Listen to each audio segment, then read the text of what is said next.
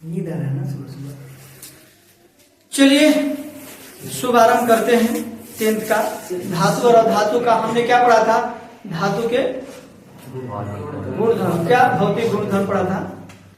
सभी को रक्षाबंधन के हार्दिक शुभकामनाएं, हमारे बिहार वासियों और देशवासियों को, है कि नहीं?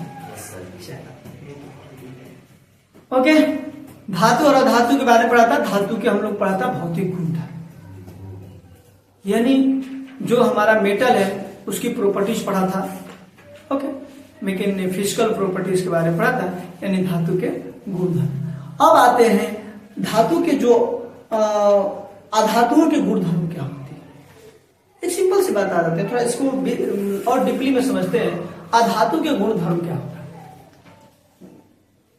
धातु तो हम समझ गए, उसका गुणधर्म होता है, लेकिन अधातु का भी गुणधर्म हो। गुणधर्म मतलब क्या होता है? उसकी विशेषता। हमने देखा, हमने जैसे मैं बीच में क्वेश्चन लिखा है, जिसे खत्म करते हैं। इसमें लिखा अगतबद्धता तन्य के क्या है। जैसे क्वेश्चन है, ऐसे धातु को उदाहरण दीजिए जो कमरे के ताप पर द्रव होती है, चाकू से आसानी से काटा जा सकता है, ऊष्मा के सबसे अच्छी चालक होती है, ऊष्मा के कुचालक होते हैं। अच्छा, चालक कुचालक क्या होता है? पाठ को समझते हैं। चालक क्या होता है पता है आपको? अब कुचालक क्या होता है? कुचालक और चालक में क्या अंतर है? किसको पता है? तो इंग्लिश से ही बना क्या है क्या हिंदी में? अरे नहीं, मतलब हिंदी में पता नहीं। चालक मतलब क्या होता है? जिसमें इलेक्ट्रॉन फ्लो हो। कुचालक मतलब जिसमें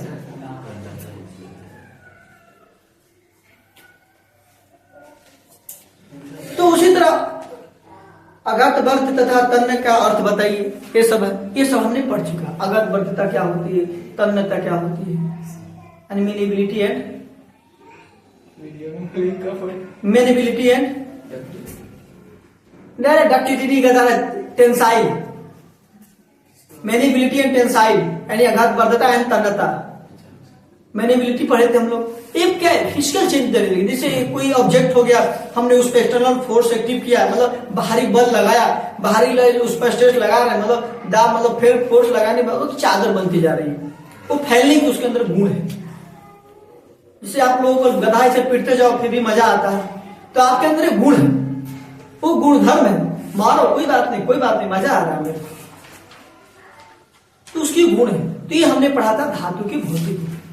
हम पढ़ते हैं धातु के अधातु के भौतिक गुण। इससे हमारा लकड़ी हो गया। जिसे लकड़ी क्या करते हैं? एक लोहा हो गया। धातु का भौतिक गुणधर्म जैसे ना, फिर रासायनिक गुणधर्म कहां पढ़े थे?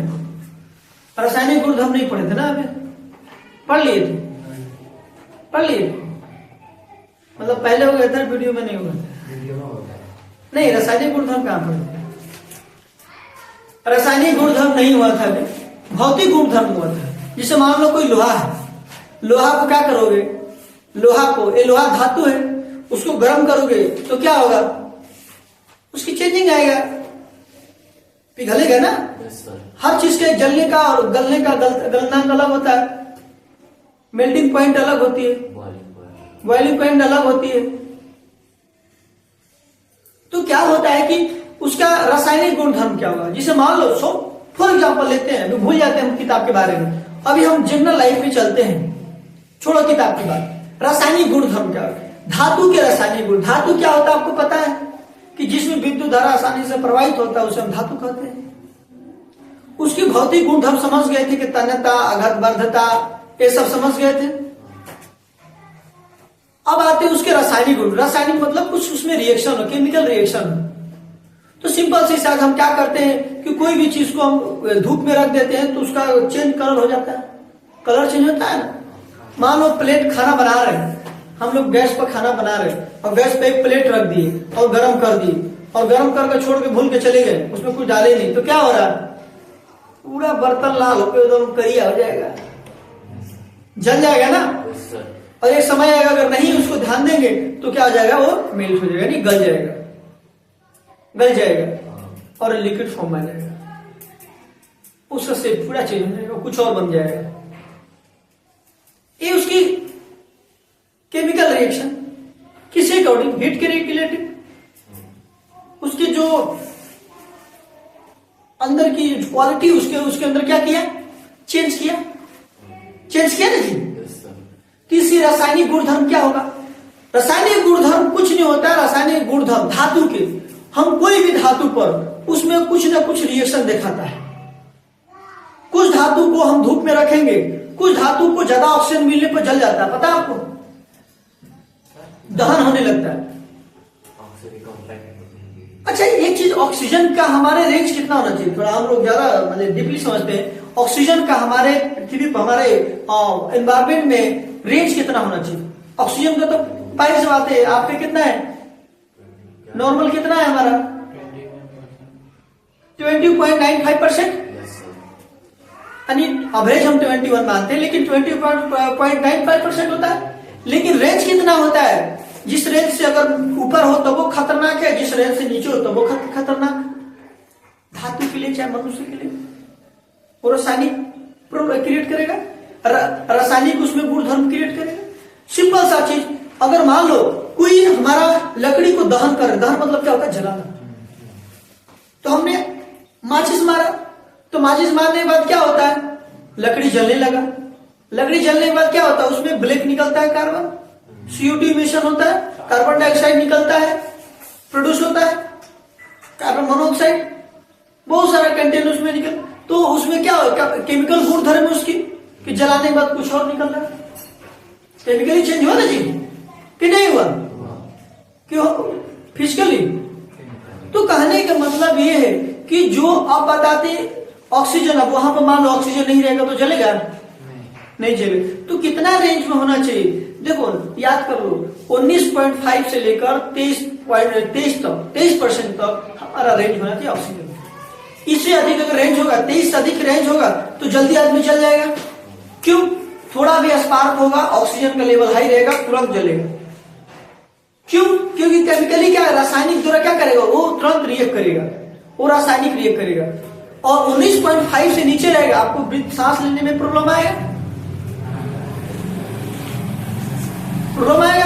तो रेंज जो होता है 19.5 से लेकर 23 तक होता है। इसके बीच में ऑक्सीजन का परसेंटेज होना चाहिए हमारे स्पेस में, हमारे आसपास। इसको चेक करने के लिए अलग डिवाइस आती है, बाद में चेक करता है। तो क्या होता है कि जिससे मान लो हमारा कोई चीज है, जिसे देखो, अच्छा सिंपल सी बात, जब आप वो होता है क्या बोलते हैं, धूप का दिन होता है, तो उसमें क्या होता है, केमिकल रिएक्शन ज्यादा होता है।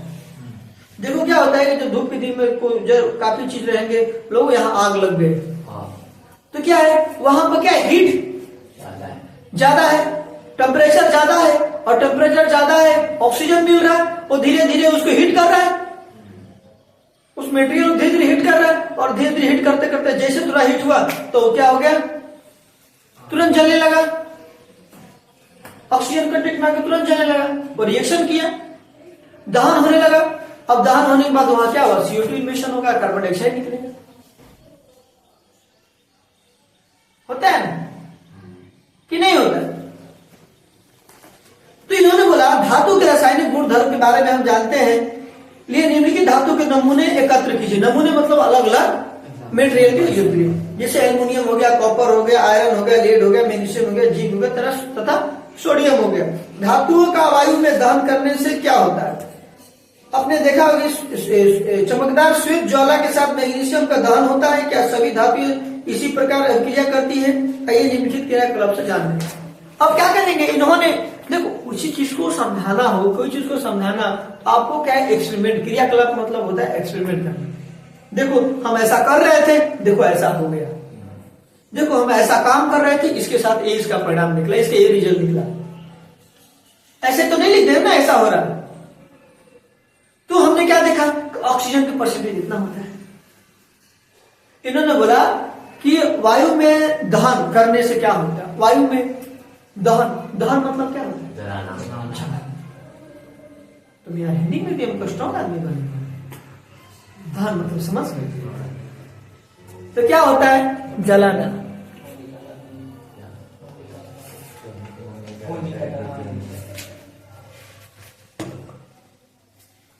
क्या होता है? जलाना। दहन मतलब होता है, दहन मतलब जलना। हर मटेरियल का दहन होने का एक लिमिट है, उसके बाद वो दहन होने लगता है, यानी जलने लगता है। होता है? लकड़ी का अलग है, लोहा का अलग है। लकड़ी क्या धातु है, धातु का अलग है, एल्युमिनियम का अलग है, कॉपर का अलग है, आयरन का अलग है, लेड का अलग है, मैग्नीशियम का अलग है, जिंक का अलग है। सबका अलग अलग एक प्रॉपर्टीज होता है, अलग अलग गुणधर्म होता है। मतलब हम हैं मैग्नीशियम, कोई कॉपर आ गया, कोई और आ गया, हम देखो भाई है तो है, बात खत्म। अब सोना को जलाओगे, सोना जलेगा? नहीं जलेगा। लोहा को जलाओगे वो भी मेल्ट होगा। सबकी अलग अलग क्या होगा? प्रॉपर्टीज होती है, अलग अलग उसकी क्या होती है? गुण धर्म होती है। ज्यादा इसमें डीपली नहीं जानना है, खाली अलग अलग थोड़ा तरीके से हमको जानना है। जिसे इन्होंने बोला है कि धातु और ऑक्सीजन से अगर हम संगत कराएंगे, संगत मतलब होता है मिलाना। लगभग सभी धातु ऑक्सीजन के साथ मिलकर संगत धातु की ऑक्साइड बनाती है। क्या बनाती है? संगत मतलब दो धातु, दो चीज को, दो कंटेंट को मिलाना। ये धातु हो गया, ये धातु प्लस ऑक्सीजन। धातु क्या हो गया? धातु कोई पदार्थ हो गया ना जी। हो सकता है धातु में बहुत सारा हो सकते हैं, धातु में एल्युमिनियम हो सकता है, कॉपर हो सकता है, ये सब क्या है? धातु है। ऑक्सीजन से मिल क्या बोला गया? धातु ऑक्साइड बना देगा। तो संगत मतलब दो चीज को जोड़ना। पिक्चर समझ आ रहा है? हम थोड़ा किताब साइड लेके जा रहे हैं कि नहीं समझ रहा है? तो ये सभी प्रक्रिया क्या कहलाएगी? वो केमिकल रिएक्शन है। अब जैसी सी बात है, अगर कहीं कंफाइंड स्पेस, मतलब मान लो कहीं अगर बंद कमरा है, कभी सुने होंगे कहीं कहीं क्या होगा कि साहब उनके घर में ब्लास्ट हो गया,